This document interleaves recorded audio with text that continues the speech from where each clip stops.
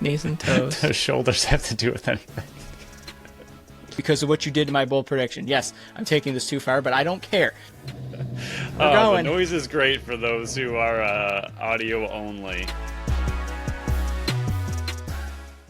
What's up, everyone, and welcome into the Buffalo Sports Collective. It is Friday, January 2nd, 2026. I almost said 25. Happy New Year, everyone. As always, I am PK alongside my co-host Phil, episode 401. Fresh year, fresh 400 episodes coming right at your face holes. Remember, you can follow us on Facebook, Instagram, Threads, and TikTok at Buffalo Sports Collective, and on X and Blue Sky at Buffalo Sports Co. Don't forget to follow our channel wherever you listen to podcasts. YouTube has been growing, and I believe all the social medias have also been growing. So thank you massively for all the new followers and all the new listeners. Check out our website at buffalosportscollective.com. There you can find Phil's article breaking down Buffalo versus Calgary from last Sunday. Great article, came out on Wednesday. Give it a read, and then look for the time breakdowns in the description of the show. This past week, like I mentioned, Phil's article came out on Wednesday. Our reaction episode came out on Tuesday. Our interview with Jake Elliott came out on Wednesday, and our BSC Power Rankings and Pick'em came out on Thursday. Again, thank you everyone for participating in the BSC NLL Pick'em this year. It's a fun new tool that we added because we got rid of we delayed the Bandits fantasy game until next year because it was a cluster of an off season. But coming up on today's show, Bills, do we care who they face in round one? Because it sounds like they do not care very much, because I doubt we see very many of the starters on Saturday saying goodbye to the stadium. Sabres, they're hotter than lava, I guess you would call it. A 10-game winning streak, only the fourth time they've ever done that, and they tied the NHL's longest winning streak this season with Colorado. I watched Dallas's game on Wednesday night. Whew, baby. I didn't know Tage could actually skate hard. He must have been fueled by getting invited to Team USA. Bandits versus Desert Dogs preview with little homecoming. There we go. There you go. For Fraser and Cloutier. And then week 6 in the NLL. But we'll start with the Bills. Phil, Bills versus Jets. Final game of Highmark, the Ralph, the Rock Pile, whatever you want to call it, whatever you do call it. It is the final game unless something miraculous happens and they are the 5th seed and somehow host a home playoff game. This should be the last time the Buffalo Bills play in that stadium unless something drastically goes wrong in the playoffs or drastically goes wrong with the new arena or new stadium and they are not ready somehow. But I've heard that they're well ahead of time. But Phil, do you care who they get in round one? It's very unlikely that it's the Broncos because the Chargers are facing them and they're not playing Herbert. They're, I think, 14.5-point favorites, so Denver's probably clinching the number 1 seed. Your options are probably, the most likely outcome are the Jaguars. Patriots are probably number 2. Then you could have like Steelers, Ravens, and Texans in a long shot as well. So do you care who the Bills face in round 1 of the NFL playoffs? A little bit. I mean, we've said it a lot, you especially, but the Texans are probably the scariest just because... Enemy numero uno.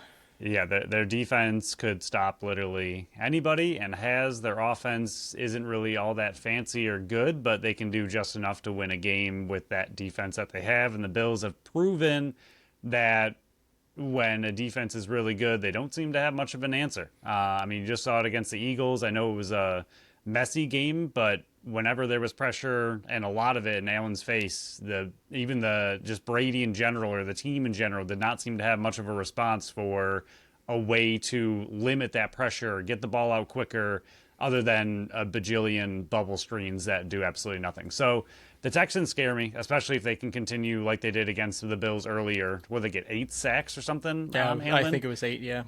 Yeah, if you can get that kind of pressure, that's going to be a nightmare of a matchup. Outside of that, not really. The Ravens have been a shell of themselves. Lamar's injured. They could be scary because Lamar could go off at any minute, and they have Henry, who's terrifying against a Bills team that can't stop the run, but they're not horrific anymore. Steelers just lost to Cleveland in a win and you're in kind of game, so that's ridiculous. Patriots are good, but Bills just beat them, and then the Jags, I think, are probably one of the more well-rounded teams in the AFC right now. I don't know if they scare me, but it would be a good game, and I don't know if the Bills win that game, so I guess they're scary. But I don't think they're on. I don't know. The Jags just don't do anything for me. Like, I know they're good, and they've proven that they're good, and they would be a very tough out for sure. But I feel like probably just because it is the Jags, it just seems so blah of a matchup and a team. But I think they could beat the Bills, so I would say that would be the other scary one. Yeah, I think my order would be Texans number 1, and I think that's probably the longest long shot. I think Texans are probably going to finish the 6 or the 5 seed. But yeah, they're you summed it up perfectly. Any pressure on Josh Allen on that offensive line has shown that this offense kind of folds and can't really do anything. You just saw it versus the Eagles. We saw it earlier this season versus Houston.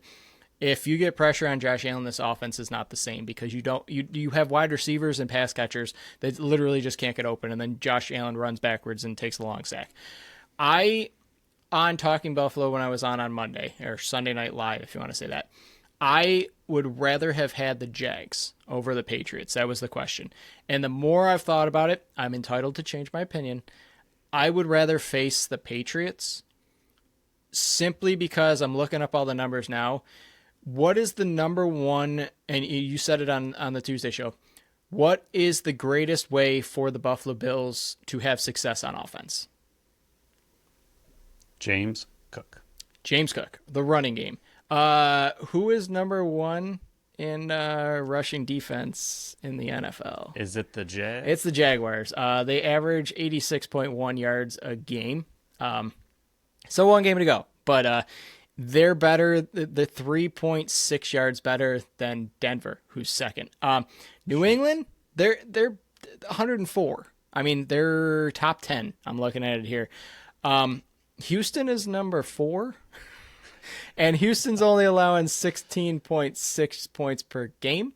New England's allowing 19.4, Jaguars 20.6. But the key to Buffalo's success is to get James Cook going, because then, you're opening up the passing game more. I don't want to face Jaguars. I've seen, but we don't know what Buffalo matches up versus the Jaguars. Like, Trevor Lawrence is on a hot streak right now, but it's weird to say, but I'm more confident in the defense being able to stop the Jaguars offense than I am against the Buffalo Bills offense to go up against the Jaguars defense.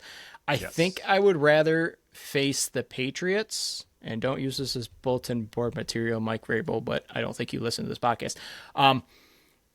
I think with them, you're really just got to contain Travion Henderson. Don't let him have any big breaks, because we've seen them twice. The first time it took 3 turnovers for the Bills. Actually, I think it was 5, wasn't it? Or no, it was. I think it was 3. Versus the Patriots the first time, and they only beat them by 2 points. I think it was 21-19. The second time, Buffalo had that dramatic comeback in Foxborough to come back. We don't know what the Jaguars versus Buffalo looks like. It's a little bit scary. Houston, we know. Baltimore, I do not want to be facing Derrick Henry in the cold. Don't want to be doing that. My dream matchup would be Pittsburgh, but I don't think Pittsburgh's making the playoffs, because I think Baltimore is going to beat the Pittsburgh Steelers on Sunday night. But yeah, I think I would lean towards New England, so I'm changing what my opinion was this past week, but I think Buffalo has been able to limit what Drake May has done. I think he is one of, if not the favorite to win the MVP this season, which he rightfully deserves.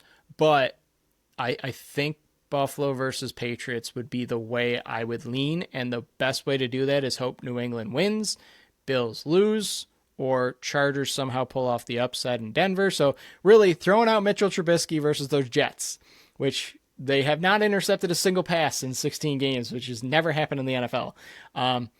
Hey, Money Mitch, if you want to throw the ball to the Jets a bunch and hope the Bills lose, and I know everybody out there that's like, hey, this is the last game at Highmark Stadium. Let's go out with a win. The Josh Allen, blah, blah, blah. Josh Allen's going to be out there. He's going to take the first snap and then sit his butt at the bench. Like, he's handing it off to James Cook, and he's getting the heck out of there. So the Iron Man streak stays alive. But, yeah, I think as the week progressed, I'm like, I I think I would rather have the Patriots over the Jags. So that would be the way I would lean. The team that I least want to face is Houston by far. I think with I'm on record the Patriots as well, I think that would be something. Not that Josh wouldn't get up for all of these, but I think that's the one he would get up for the most. Who doesn't want to see a perfect game? Like, right. We've already seen one. It's a heated rivalry. I mean, you could see how fired up he was to beat them last time they played. So I think as a first round to get them going, and if you're trying to get past the first round, which right now with how they're playing isn't a guarantee, I think the Patriots are the one you would want to see the most. Like you said, all of those defenses are good against the run, so they're all a bit scary in that way, but James Cook just needs 1 or 2 against the Patriots to get going, and if he can get up over 100 yards, that's what you're looking for, just enough to have them be able to play off of Allen. So I think the Patriots, out of everyone, is who I like you said, obviously the Steelers, but I don't think they're getting the Steelers. So I think the Patriots would be the most realistic and the one I would want the most of the realistic options. Texans need to stay away, and the Jags, I think, would still be a very, very tough matchup, but I think I'd prefer the Patriots over them. I think they can beat the Jags, but it'd still be very tough. My question to you, now, if they do, whoever they get, do you have a preferred time slot that you want to see them play? Because I should have looked this up. I don't have. Let me look it up now. I mean, while you're talking, I'll just throw out. I got it. Bandits versus Rochester, Saturday at 7 p.m. So your options are Saturday 4:25, Saturday 8 o'clock, I think it is, Sunday 3 o'clock, Sunday 3 or 6:30, I think it is, or it's 1 and 4:30. I can't remember. But what would be your preferred time slot? Sunday afternoon or Sunday at 6 would be nice. I would like Sunday at 1, so it doesn't interfere with our recording times. You didn't give that as an option. I definitely don't want Saturday night game because I don't want to be watching Buffalo versus... Actually, I'll be in Rochester. I'll be at that game covering that one for the Bandits up in the box. So I definitely don't want that time slot. That would be... I feel like whatever's going on in our lives, I feel like every time that Buffalo needs to have a certain time slot, they get the bad one. Yes. Like they get the one that interferes with just absolutely everything. Yeah, like every time that it's like a flex or the playoffs could be one of these time slots, it's always the worst one for whatever's going on. You're like, okay, well, that's the one we didn't want. Great. And like every single time, I think they get that one. They don't ever get a nice, easy, all by itself kind of game. It's always just conflicts everywhere. And you're like, okay, lovely. I will say this year the schedule did us a ton of favors because they front loaded all the primetime games, and the back slot we haven't had any conflicts with the Buffalo Bills, so that means this playoffs is going to be a nightmare for us. But Bills versus Jets closing out the Highmark Stadium on Sunday. The red helmets do look cool. I hope there's a snowstorm. I really do. I would like to see it go out in that kind of blizzard type conditions. For everybody that wants open dome, sit in it. Guess what? They're asking for shovelers again. Guess what the new stadium Did you see what has? happened in Cincy? Yeah, I did see that too. What a joke. Open air, boys. Open air. We'll move on. Sabres, 10-game winning streak is on. They live on. Monday, 4-2 victory. Ostlund scored again. Tuck scored. Benson scored. Krebs, empty netter. I think that's his second empty netter. He's got 3 goals on the year. I believe that's his second empty netter. Lions started in this one. It got dicey at the end. He mishandled that puck, and it sounds like that's where he actually did get hurt. It was a cluster back there. He twisted wrong or something like that. I think they said it was his back. He's out for a bit based on what Lindy Ruff said, but they get the win. Krebs' distant shot to go in. And then Wednesday versus Dallas. This, to me, was their biggest and most impressive victory of this 10-game streak. 4-1 win. Doan, Byram, and Tage took over in the third with 2. UPL started in this one, played phenomenal. Dallas scored, I think it was 15 seconds in, and he locked it down from there. He bailed them out multiple times. This is the first time where I was able to focus on the game, and I saw Tage commit a penalty in the third period. The second he was out, I've never seen him skate that hard. This is what we've been asking for how many years and for how many games this season. Play like this and you'll win some games. Play like this, the fans will come back and cheer you on. They've been doing that. And I had somebody mention like, oh, they're doing this because of the new GM, blah, blah, blah. And that might play a small factor into it by lighting a fire under their butts. But what I think finally did it was and I think it was Paul Hamilton said it, and I don't know why it took this long for them to realize this, but they kept wanting to play their way and kept thinking, okay, when we go on a winning streak, we deserve this. And then they would lose and get all, whacked out of shape. They're actually playing it Lindy Ruff style. This is the Lindy Ruff style. And I hammered him multiple times by saying, you are not a coach in the NHL anymore. You're washed up, blah, blah, blah. They finally bought into his system and it's working. Like the relentless effort on the ice is so encouraging to see. And we keep saying, I think this is like the third or fourth episode in a row where we want to see how they respond when they actually lose. I'm going to pull another Shoresy out this week. I said it on Tuesday's show. They will never lose again. It's insane. Like, if you keep playing like this, you're going to win, 7 out of 10 games. And that's playoff hockey right there. Like, you can make the playoffs by winning 7 out of 10 games. This is just, I'm not even, like, the 10-game winning streak is impressive in itself, but the play on the ice is what's got me. Like, the effort, the relentlessness. I don't know if you watched the Dallas game, but the whole time on the ice, like the second power play that Dallas had, they were pressuring the puck keeper every single time. Like, the first 45 seconds of their second power play, Dallas couldn't do anything with the puck because as soon as they did, there was a Buffalo guy right on him. Like, the play style that they're playing right now, please, for the love of God, continue it, because this is, like, even if they were losing these games, if you were playing this style, you're going to win fans back. That's all we've been asking for. The bar to the jump is not that high. Like, we've been saying that for 14 going on 15 straight years. Like, if they play this way, if they play this way for the rest of the 42 games they have left, I believe, they're going to make the playoffs. Like, I'm saying it now. They'll make the playoffs if they play this style of hockey the rest of the way. Yeah, there's a few things. One, I don't understand, and I don't want to be too negative about a 10-game win streak, but in general, I don't understand how you don't buy into the coach's system that's there, especially when your system hasn't worked for 14 years.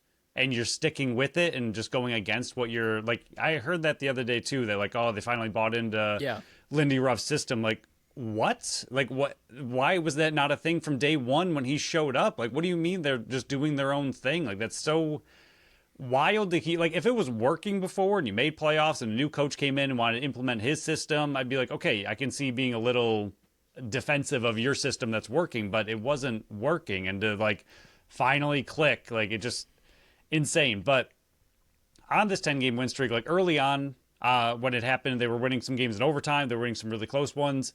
I think at that point you could maybe throw away those games as if everyone thinks the Sabres are terrible, because at that time they still were at the very bottom of the league, and teams don't play the Sabres as hard because they are a bottom team. It's that same thing that the Bills often do where they play down to their opponent. But this game, like you said, like this game was so big, not only because it was in Dallas during the holidays, but now you're on such a win streak where no one's taking you lightly anymore. Yeah. And Dallas is one of the, number 2 team in the entire league. Yep. And they're coming into this game knowing how hot you are, and like they want to beat you. And they also aren't showing up like, oh, this is a bottom team. They're showing up as, this is a team on a 9-game win streak. We can't take them lightly anymore. And they score 15 seconds in. The crowd's going crazy. It's a really big crowd.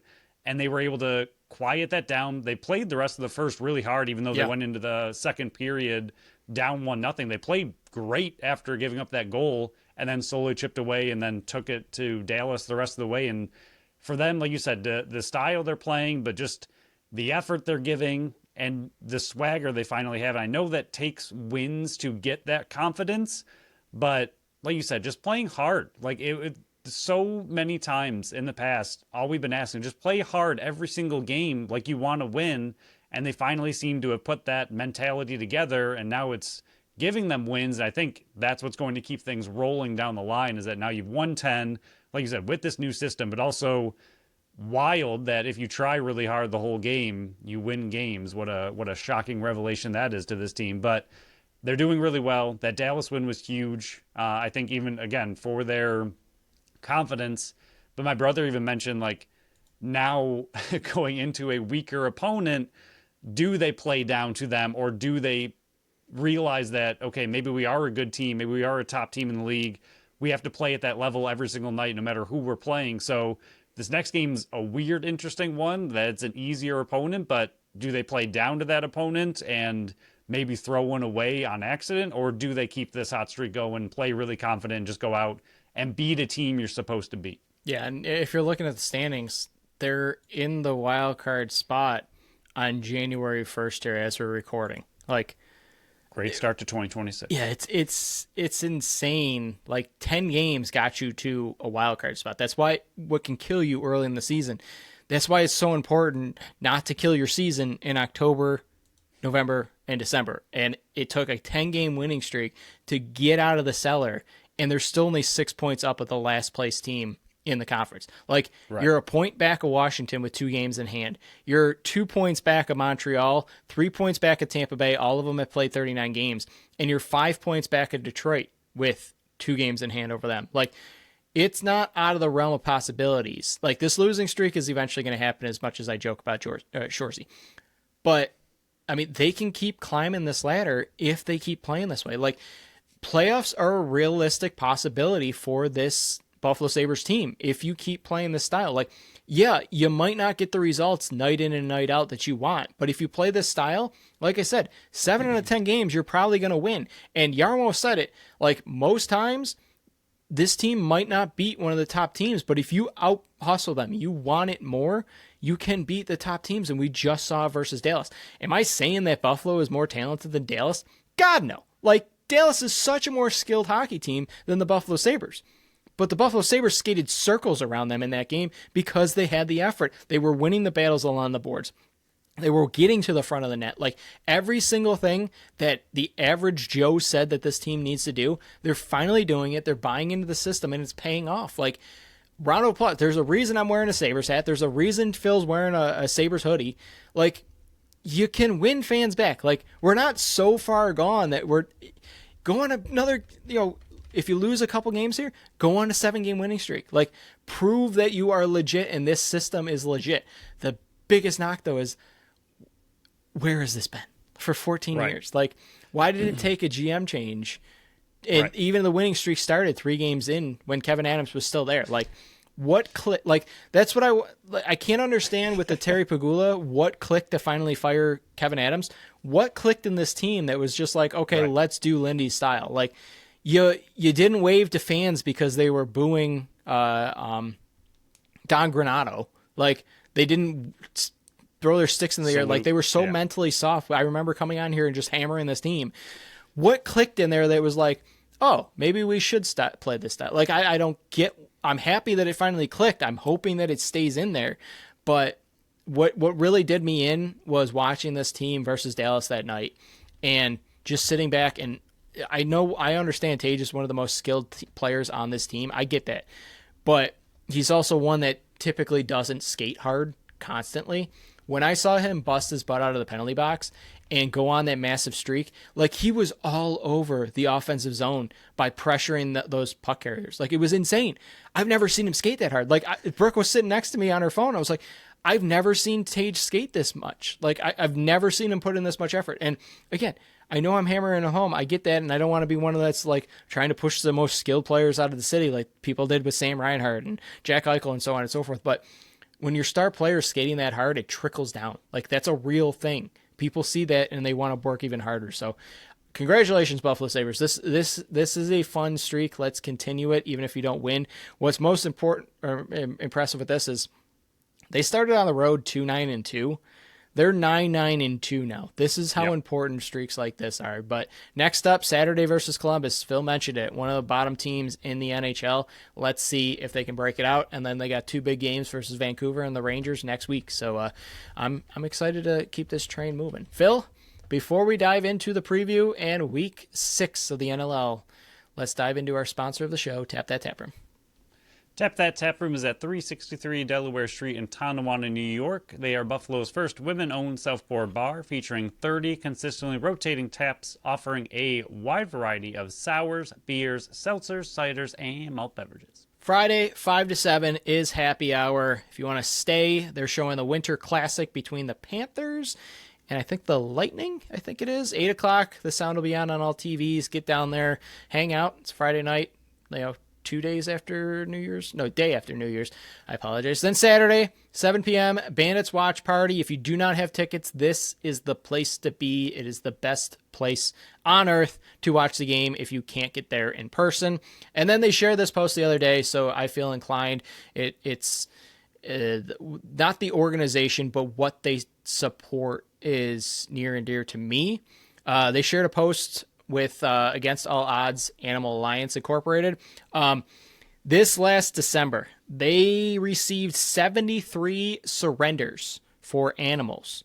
They're not the only organization that's struggling right now. Like the organization me and Brooke work with dogs, every situation like that is just flooded right now. All rescues, whether it's cats, dogs, rabbits, whatever it is, they're absolutely flooded. Tap That Tap Room shared this, so we're going to share it as well. If you can volunteer, if you can foster, and I know foster's the toughest one out of all three. Me and Brooke have fostered 14 dogs and 2 cats so far.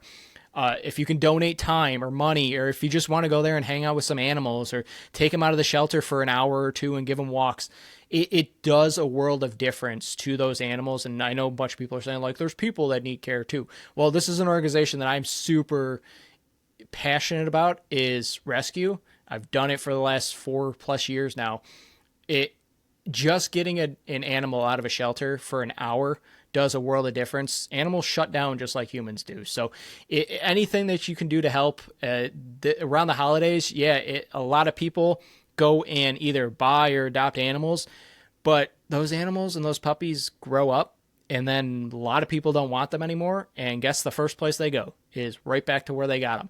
It's just, it's so overcrowded, and like, I don't think people, unless you're involved in it, understand how desperate people are right now. Not just because of money and all that kind of situations, but everything is just flooded. Like, people are doing pop-up tents in garages just to house animals right now. It's tough right now. So our sponsor, Tap That Tap Room, supporting them, we felt inclined that we got to support them as well. So anything that you could do, even if it's not this rescue, any rescues out there, whatever you can do, especially around the holidays here, it would be massive, massive help. But to find out what else they got coming up, check out Tap That Tap Room's Facebook page. And to find out what's on tap and what's on deck, check out tapthattaproom.com. Bill, wow, haven't done that one ever. Phil, Saturday night's game is game 1 of the Tucker Cup. Buffalo won it last year, but it's Tucker Out Lymphoma Night in Banditland. It's the most special game of the year for the Buffalo Bandits. Tucker Cup is back. Buffalo is the defending champion of it, and Las Vegas is coming to town to try to get game 1 of it and take the cup, because that cup was freaking awesome. But the meaning behind the game and behind this initiative is that much more important for Tucker Williams, who passed away how many years ago now? I think it was 2016, if I remember correctly. I know I should have that off the top of my head, but I think this is a very special night for the Bandits, for the Williams family, for Banditland in general, but it's one that is near and dear to a lot of people's heart. And Buffalo's coming in at 2-1. Las Vegas Desert Dogs are coming in 2-1. They're both tied with 12 goals for, which is tied for third in the league. Buffalo's goals against 9. Phil, that's tied for 5th in the league. Scoring is down, even though it came back up a little bit last week. Vegas 11.67. It's just tied for 10th in the league. Power plays are both 60%. They're both 6 for 10, tied for 3rd. And penalty kill, Buffalo 75%, tied for 2nd. Las Vegas 5th at 70%. It was 2014. Oh, thank you. And Buffalo has raised over $150,000 for pediatric care in Tucker's honor since the very first night. So thank you. Pretty cool. Yeah, the Vegas, to me, I mean, there's a lot to go over with this team. I think the biggest thing is obviously the returning players to Buffalo. I was telling you the other day, I was watching Vegas play against Toronto. I had the 3-game view that I shared with you, and you said there's no way your mind could handle all 3 games. The sound I have was ADHD, also... so yeah, not happening. I can It was barely a lot. focus It was doing a lot. this. I can't focus on 3 screens. It wouldn't go over well. But as I was watching it and Vegas was taking it to Toronto, and we can get into a little bit of what they did against the very strange Toronto Rock goaltending situation. Frickin' Don't get me understand started, it man. at all. We'll bring up that in a second. As but we cover the Buffalo Bandits, though, I will say, hey, Toronto, keep Matt Sawyer. He's doing a phenomenal job. Like, chef's kiss. Keep him. Keep him. I know in this offseason I said to can him, but I think you should keep him. I think you should keep him. it's doing your organization wonders. Yes. But yeah, I just saw Chase and Cloutier lighting it up left and right and scoring a ton of goals and looking really, really good. And I was telling you, I was like, oh man, they would really look good on the right side and the left side of Buffalo's offense this year. But no, I think them coming back, it's going to be a lot of fun. They're going to be feeling it, and this Vegas offense is going to be difficult to stop. I think they are really hitting their stride already. 3 games in, they've looked pretty good for the most part. 9 goals, then 10 goals, and then 17 against a very solid Toronto defense. Franchise high is 17, yeah. Yes. And that's the thing that scares me the most about that game. The first game was against the Warriors, only 9 goals for with a brand new offense without Chase Fraser. That's going to happen. The Warriors have a really good defense, but this game, the goaltending situation, I don't understand. But Halachuk only let in 6 in the first half. It really wasn't that bad for a backup that shouldn't be in the game at all. They wanted to give him some time, Phil. Yeah, it's so ridiculous. This is the thing. We'll go into it real quick for fun, but this is the thing that like the Bandits fans have been asking for Buffalo for so long. Like, well, Vince is going to retire at some point, so make sure Orleman gets some time in. Like, no, you have one of the best goalies in the league or ever in Matt Vince. You don't put the backup in for any reason unless there's an injury or it's the end of the season. You want to give him a little rest, which we know he doesn't want. For Toronto, Nick Rose is the exact same thing. He's one of the best goalies in the league. Why are you giving the backup some time? Because in week 5. In week 5. He's not tired. Right. And because he earned it in preseason, you wanted to give him some time, and they circled Vegas on the calendar as a game to get him in. Like, it's so weird. Like, what are you doing? I don't understand it at all. And maybe that's what threw Rose off in the second. Like, he looked horrible. No offense to Nick Rose, but in the second half, coming in cold, he looked terrible, and they got blown out by the Desert Dog. I don't know. It was very strange. Good on them, I guess, for losing the game. But Vegas's offense did look really good. They're whipping it around, and it's going to be scary.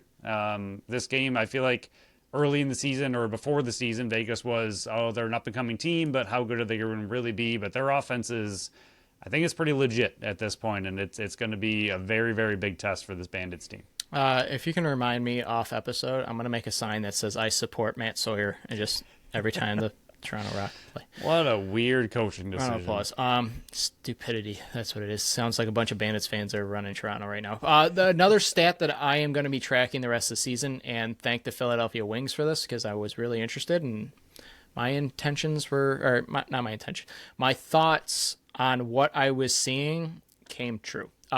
Buffalo, shots per game. And it's going to be shots per game and shots against per game. Buffalo shots per game, 56, which is 3rd. Las Vegas is 50 per game, which is 7th. Again, small sample size, but this is going to be a stat that I'm going to keep tracking all year long. Buffalo shots against, 43. That's by far the best. I think the next closest is around like 48. Las Vegas, 51.67, which is 10th in the league. And yes, Philly is dead last. Last year, Buffalo faced Las Vegas, and both of these teams are very different, even though 2 of them are still, 2 players are just jumping ship and went to the other team. It was in Buffalo. Me and our friend Mike P were excited to go to Vegas for this game, but it's in Buffalo this year. They won 13-10, 52-49 in shots for Buffalo. Buffalo was 2 for 4 on the power play. Vegas was 2 for 5. Hammer Jackson struggled at the faceoff dot versus Connor Farrell, 19-8. And if you remember this game, I remembered it as soon as I saw the score. Buffalo went up 8-0 to start the game. It was 11-2 at half, 12-4 after 3, and then Vegas went on a 6-1 run in the fourth quarter. They went on an 8-2 run in the second half and an 8-1 run to end the game. It never got close, and everyone freaked out, Phil. I don't remember if you remember the social media, but everybody was freaking out. They were like, if there was one more quarter, Vegas would have came back and won, young son. Here's the thing, dum-dums. Even the people in the press conference said, yeah, when you get up that much, it's hard to keep the pedal on the gas or the foot on the gas the entire game. Yeah. Like, I remember everybody freaking out. I'm just going like, why is everybody freaking out? They just won the game. They went up 8-0. Of course, people's minds are going to wander to the next week. It happens. You were on the field. It would have happened to you too. So that's what bothered me the most is remembering that. But he's still upset. I'm still hot and bothered by it. But Matt Vince played in this one, 37 of 45 saves. Chase Fraser did not play in this one. This was the first time we saw Lucas Nielsen, who went 1-1-2 in the game. Byrne went 2-6-10. Smith 2-5-7 on 9 shots. The ball was spread around. You had McKay up top going 2-1-3. Kluch played in this one 3-2-5. Shots, like I said, were spread around. Even Justin Martin scored. But for Vegas, Donville went 3-3-6 on 9 shots. Pilcher, who played in his first game and only game in his NL career, went 1-1-2. Goodwin, 2 assists. Killen went 2-3-5. Webster, 1-1-2. 2 shots. It looks like 1 for 12 shooting in my notes. Kells, 6 for 14. And then he was chased just 12-17 into the game. Getty came in and only allowed 5 the rest of the way. Phil, do you have any memories on this game or any other importance unless we want to dive forward? I think we can dive forward. I mean, I think Kells will be a big talking point a little bit later in the show. And like you said, Fraser and Cloutier obviously jumping ship is going to be the big kind of focal point from last year. But Vegas looks very, very different. They went out, they spent the money to be a competitive team, and so far it's already paid off after 3 games. So I think, their additions and subtractions, they lost some big people, but I think their offense can power them a very long way if they keep this up. I'm almost positive. I'm looking up the number now, and I have it right in front of me, so pardon me with 1 second. Scrolling down, this is a big Excel spreadsheet that I'm looking at. And, of course, I had to put what I would need on the very bottom. Vegas right now is 2-1. They're halfway to their win total last year when they went 4-14. The year before that, they went 5-13. So in the past 2 years, they've won 9 games. They're already at 2. So, yeah, they're improved.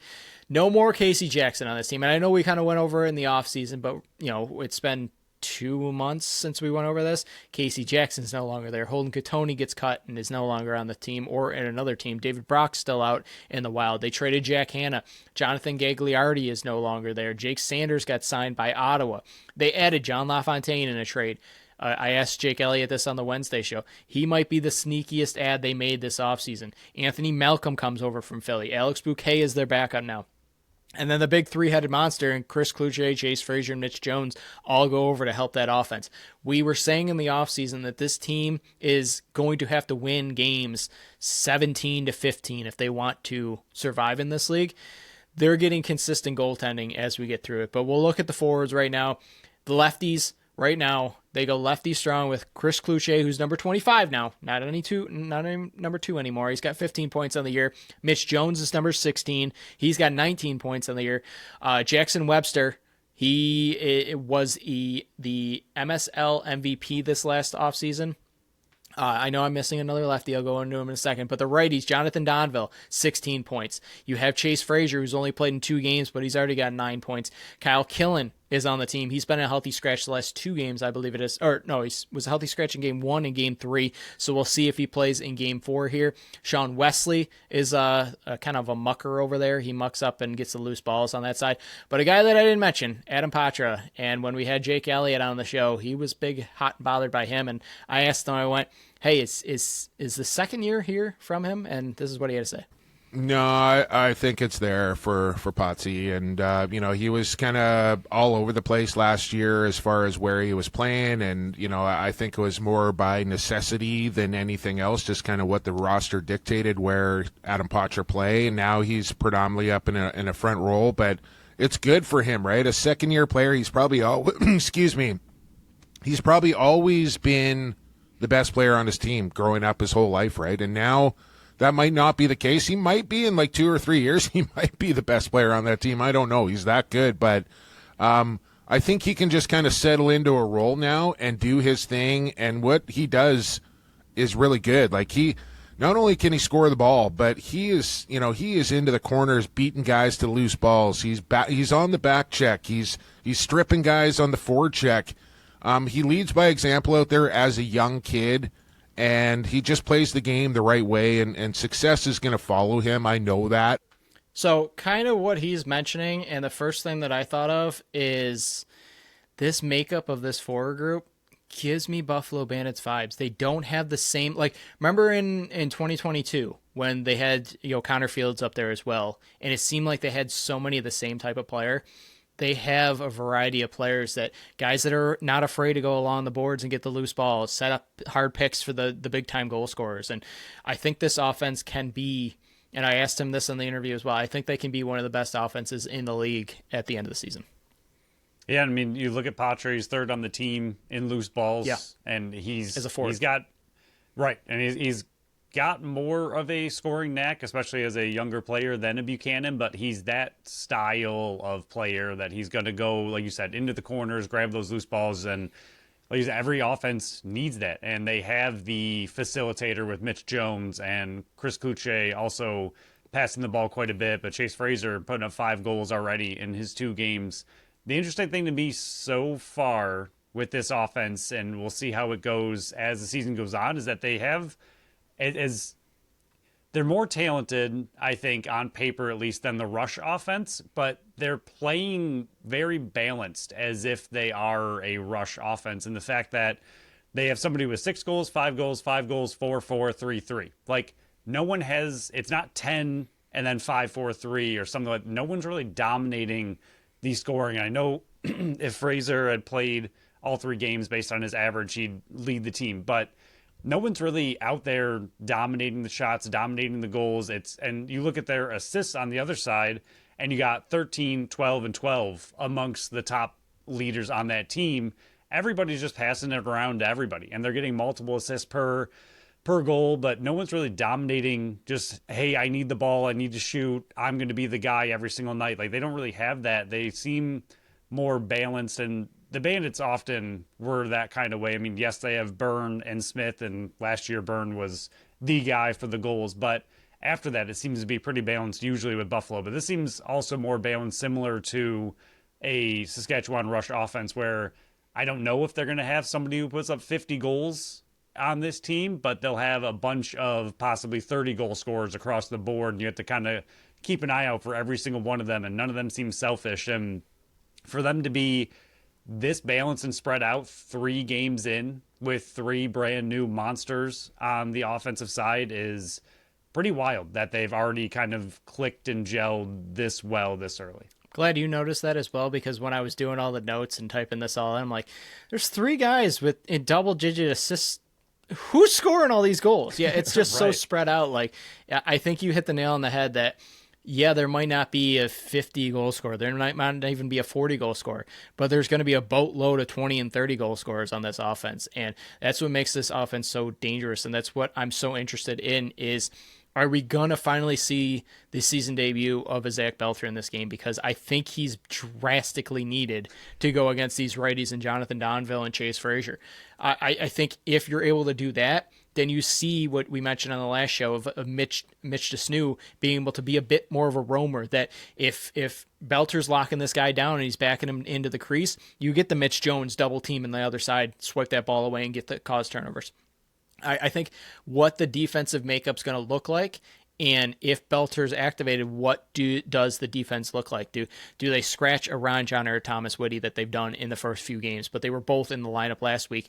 Are we going to see, a fresher? Are all those guys going to be there, or are you going to scratch like a Kyle Matisse? Like, what does this back end look like? But I definitely think that if you're going to walk out of this one victorious, I think this is a game where you drastically need a guy like Zach Belter who can lock down a Jonathan Donville, who can lock down a Chase Fraser on that side. So I am interested to see what the lineup looks like for this. I think that's the biggest thing I'm going to be keeping an eye on, and I think I'm 4 for 4 in games when I'm trying to figure out what this roster looks like. But we'll look at the defensive transition. Drew Belgrave takes over the captainship role. after being traded over from San Diego in a mid-season deal last year. You got Sheldon Burns, who signed back on. I was a bit surprised by that one. But Brandon Goodwin, he's an underrated player in this offense that he had 21 points last year for this team. He can run and gun.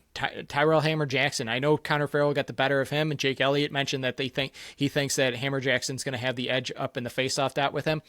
Dylan Hutchison, he's still in the lineup. I think he's desperately underrated as a lockdown defender. Josh Jackson's getting more and more time back there. Connor Hurst, I think he's underrated across this entire league, and I mentioned that in the interview. John LaFontaine, he got a point last week and scoring a goal.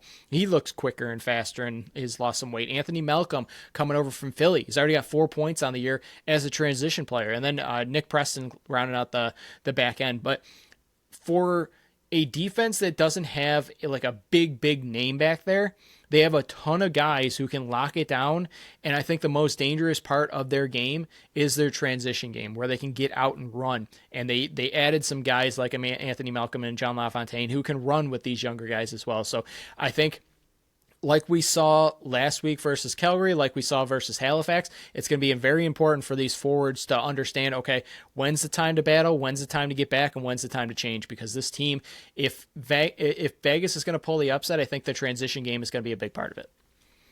Yeah, their defense has surprised me so far with how they've been able to lock down some pretty good offenses. I know Vancouver kind of had their way, but Ottawa's been one of the more surprising offenses so far this year, as far as pretty solid, and they did really well against them. And then even against Toronto, I know you and I don't really love Toronto's offense right now, but they're still typically a pretty good offense, and they have players that you have to lock down. And this group has done a pretty good job, and better than I would have expected, especially, again, we talked about it with Calgary. The caused turnovers really aren't there through 3 games with this kind of unit. But like you mentioned, they're more of a transition. I haven't looked at Rochester's numbers so far through their 2 games, but they remind me of that kind of defense where it's not necessarily your caused turnovers, not necessarily your bruising defense, but they have the ability to push transition and get a lot of goals. And again, like you mentioned earlier, it's going to be usually for Vegas a higher scoring game that they're going to win, they're not often going to be a 9-8 or 8-6 kind of win. Like, it's not going to be a defensive low scoring battle with most of these games. It's going to be, can they push transition? Can they get 3 or 4 in transition to help their offense, who's already going to put in 8, 9, 10 goals on their own to win 14-13 or 14-12 in the end. So their defense might not be the best lockdown defense, but like you said, you have to keep an eye on transition, and they're going to be an offensive team across the board trying to continually push, and that's how they're going to be able to win. I think you're going to see the same offense that we saw last week, where it's the strong lefties. I think that's their best offense. I think we've said it multiple times on the show. They just proved it too. Yeah, they just put up 13 goals versus Calgary against, a team that's kind of in a retool, rebuild mode. But when you're scoring 13 goals on another victory, I think you got to roll out the same forward group. And to me, I think that's your best lineup. And I think the best way to do it, in Jake Elliott said, I know I keep pumping that interview, but there's so much good content in it. Landon Kells, it's the first 5 minutes is what Jake Elliott said. It's between the ears. If you can get to Landon Kells quickly, we saw that last year when they went up 8-0 really quick and he gets pulled. If you can get to Landon Kells very early, and that's why it's very important that Buffalo gets out to a hot start in this game, I think Kells is going to struggle. But if you let him sit back there, make those big time saves early, you can't beat him early. I think Landon Kells, and he's shown it this year, he can play with some of the best goalies in the league. I'm not saying he is the best goalie in the league. He's got a ways to go to continue to prove that. But his numbers, 11.71 goals against, that's not great, but it's about league average right now. But it's 78 save percentage. If you're getting a 78 save percentage, 79, 80, you're right around like peak. To me, I look more at the save percentage than the goals against, because you saw like Nick Demuth last year, where his goals against were up in the 12s, but his save percentage was like 78, 79. That to me is a bigger tell, if you're just looking at the numbers and not watching the games, on what a goalie's quality is. But if they do get to Landon Kells and they do pull him, Alex Bouquet's right back there, 11.42 goals against his 75 save percentage. I think the best way that Buffalo is going to be able to defeat the Vegas Desert Dogs, win Game 1 of the Tucker Out Lymphoma Cup, is to get to Landon Kells early. Like, you got to put at least 2 by him in the first 5 minutes, not let him settled in. I think if you can put in at least 3 goals in the first quarter, you stand a very good chance to win. But if you're getting like 1 or 2 in the first quarter, I think it's going to be a dogfight the rest of the game. I wonder if it's going to be similar to what you mentioned with Calgary, though, is if, like, how quickly it's hard after the last 2 games to have a quick hook on Kells, Right. because he's played really, really well, and I feel like you want to instill that confidence in him. But if they do go up 6-1 or something pretty early, do they give him the quick hook? And like you've mentioned before, Buffalo seems to struggle when a backup goalie is in, because that's not who they really prepared for. So if Bouquet does go in early, will Buffalo still be able to continue rolling, or will they struggle and allow a pretty lethal Vegas offense so far to start the season be able to catch up and maybe take over a game like that? Yeah, that's going to be something very important. I think the other things that are going to be looking for Buffalo's offense is something that you've said for the last 3 episodes. Nanakoke, got to get going. Like, get to the 5-6 goals, 5-6 shots on net. Buchanan get going. I want to see McKay, who I still think is playing very well. He's just gotten unlucky. I think if he gets 2 or 3 in this one, I think his confidence is going to be get going. And I think Josh Byrne has been a little bit too quiet in the goal scoring department as well. And I know we can tend to be a little bit greedy asking for Buffalo to put up 13, 14, 15 goals a game, but I think that's just the high standard that we hold them to. I think if you get a Nanakoke type game where he pumps in 2 or 3, and you get an Ian McKay game who pumps in 2 or 3, I think I'm going to feel a lot better about this offense, just because it's been so Dane Smith dominated. I know you got the 1 off game last game versus Buchanan, but even those goals were later in the game. Like, it was Dane Smith's. He scored 3 out of the last 4 goals to get that lead that they couldn't, Calgary was nipping at their heels still in the third quarter. So I do think I would like to see a Nanakoke / McKay game. I would like to see both in the same game, but I'll definitely take one or the other. But we went over the players and everything, our thoughts on this game, what Buffalo's going to be looking for. Phil, in the polls, in the voting, you and I both took Buffalo. The people took Buffalo at 90%. This was the highest percentage, and I know we're based out of Buffalo, so it makes sense. But are you going to hedge your bet, or are you going to continue Buffalo over Vegas, and what is your score prediction? I'm going to go Buffalo over Vegas. I think it's going to be weirdly heated with the former players that are on the other side wanting to get the big victory in Buffalo, and Buffalo at the same time wanting to prove that they don't need them in a way. So I feel like it's going to be pretty heated on the floor, especially on both sides. Like, Dane and Josh are going to be able to go out there and prove that they can put up a ton of goals, and the defense is going to be interesting and fun to kind of watch them have to cover Cloutier and Fraser after 5 years. But I'm going to go 13-9 Buffalo. I think Buffalo's offense will get to Kells early and take over, and I think this is a huge test for the defense, for Matt Vince. I'm really excited to see kind of what this new look defense that they've had the last couple games. If Belter's in, it'll be a new look again. I don't know if they've had the same lineup once yet. They've not. On defense. So we'll see. But last game they played really, really well together. They were playing off each other extremely well. This is a huge test for their defense with a lot of star talent on the other side. So I'm really excited to see how the defense and Matt Vince kind of hold up against a Vegas offense that looks like that. I am also excited for this one. I know you're going to be up in the box for this one. I was telling Jake, I was like, that's probably the best place for him, because as soon as Chase Fraser scores a ridiculous goal and his tongue's out to the crowd cheering him on, Phil's going to be in his seat just wanting to say something. So I think having Phil up in the box is the best place for him, is what I said. But yeah, I think it's going to be an emotional night for a lot of people who were big fans of Chase Fraser and Chris Cloutier. It's going to be a big night for Buffalo to go against friends, now turned opponents. Their homecoming. I know they had just left Buffalo to go live in Vegas full time, and they're already back in Buffalo. But I think this is also going to be a nice tune-up game. Not tune-up, because they're legit opponents. Not like prior years where, like, okay, this is Vegas. You can't take them lightly, but it's still Vegas. This is a different Vegas now. Like, if you weren't paying attention in the offseason, you might be just thinking, okay, Vegas is just rolling in here. But next week is Rochester, the best offense, in my opinion, in the entire league.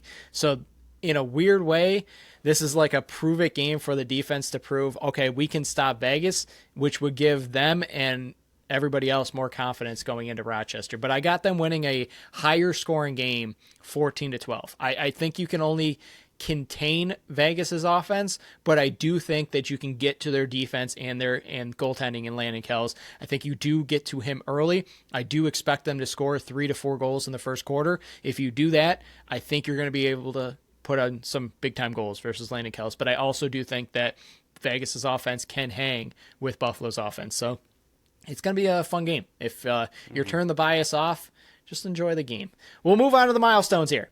Fastest. Do you think, before we move on, do you think they're going to do 2 tribute videos to former players? I think it's going to be a combo, to be honest. I think it's going to be a combo. One big tribute and thanks for playing. Yeah, I think there's plenty of photos based on the years that you're able to do it together. I think that would just go over well than like 2 separate ones. I think Buffalo does it right. They're the class act of the league for a reason. They're going to get videos. I just think it's going to be a combo one instead of just one and then next one, because then you got to talk, okay, do we go Chase first because we drafted him or Cloutier first? Like that kind of thing. So I think it'll be a combo one welcoming him back to Buffalo. But fastest milestone minute in all the land. All these possible milestones can be found on X and Blue Sky at Buffalo Sports Co. We post them leading up to each and every game, so if you missed one and you want to listen back, you can either listen to this one or last week's because they're very similar. I'm going to be posting these Friday and Saturday, so stay tuned. There's only a couple that are different than last week. And away we go. If Matt Vince plays on Saturday, he will move into sole possession of second place in NL history in games played with 307. Matt Vince is 37 minutes away from 17,000 for his NL career. He would be the first goalie ever to reach this mark. Mike Triello is 2 points away from 100 for his career. He averages 2.09 a game. Ian McKay is 5 points away from 200 for his career. He averages 1.89 a game. Kyle Buchanan is 2 loose balls away from 1,100 for his career. He averages 5.46 a game. Paul Dawson is 1 loose ball away from 1,000 for his career. He averages 3.48 a game. Connor Farrell is 8 loose balls away from 200 for his career. He averages 6.89 a game. Ian McKay and Teo Nanticoke are both 1 goal away from tying Roger Weiss for 10th place in Buffalo Bandits history. Ian McKay averages 0.9 a game. Nanticoke 1.53. Kyle Buchanan is 2 goals away from tying Roger Weiss for 10th place in Buffalo Bandits history. He averages 1.35 a game for his Bandits career. Nick Weiss is 2 loose balls away from passing Jay Thornburg for 6th place in Buffalo Bandits history. He averages 5.99 a game. Josh Brown is 1 cause turnover away from tying David Brock for 10th place in Buffalo Bandits history. He averages 4.8 a game. And last one, Connor Farrell is 2 faceoffs away from passing Corey Bomberry for 3rd place in Buffalo Bandits history. He averages 27.82 a game. You're a couple seconds off. It's because nobody achieved anything last week, guys. Come on. It's the fastest milestone minute, not minute and 5 seconds. Come on. Also, if Josh Byrne averaged 4 cause turnovers, 4.8 a game, that would be insane. He hasn't done one this year, so he has to, man. It just keeps dropping. I had one. Oh, poor Roger Weiss. He's going to be bumped down to 13th by the end of the season. Maybe by the end of this weekend. For so long, he was sitting top 10 in Bandits history, which sounds really good. It sounds a lot better than top 15 or top 13. Like, poor guy's going to get really bumped down in the next few weeks there. We'll move on. NLL Week 6. We're almost an hour in, so we're going to crank these out. Friday, 8 p.m. It's a rematch from just last week, and it's definitely a rematch from the semifinals last playoffs. 2-1 Halifax travels to the 3-1 Saskatchewan Rush. Saskatchewan got the 1-goal victory. We talked a lot about it on the last episode last week. Me and Phil both have Saskatchewan taking the clean sweep, and the people feel the same way at 56%. What are you looking for in this game? To me, this one's all about Halifax. Can they stay out of the box? Can Hill keep it up? And can they get revenge? Like, to me, I know Saskatchewan's 3-1, but the focus, I mean, they just won this game. The focus isn't really on them for me. If they win again, I don't think anyone would be shocked. I mean, apparently some people would. It's pretty split prediction, and they are very good teams. I think it'll be very close again. I don't think Saskatchewan's going to blow anyone out, but I think this game is all about the adjustments Halifax can make to get a victory and steal one in Saskatchewan. Yeah, Halifax staying out of the box. How does Halifax look traveling to Saskatchewan? Because they're 2 of the toughest places to travel to. And Saskatchewan did very well traveling to Halifax. Let's see how Halifax does traveling to Saskatchewan. But yeah, I think all eyes are on Halifax to split that season series because head-to-head, especially in this unified standings, mean a ton at the end of the season. So if Saskatchewan gets the head-to-head advantage and the sweep, it's you got to win at least one more game that Saskatchewan does to get a better seed in the playoffs. But yeah, I think all eyes are on Halifax to even off the series. Saturday, 7 p.m., same time as Buffalo. 2-2 Ottawa, 1-3 Oshawa. Philly, you took Ottawa. I bit the bullet, and I know I said I wasn't going to, but I think Oshawa used that bye week to their advantage. I think Ottawa is too up and down, so I took Oshawa, and the people took Ottawa at a very nice 69%.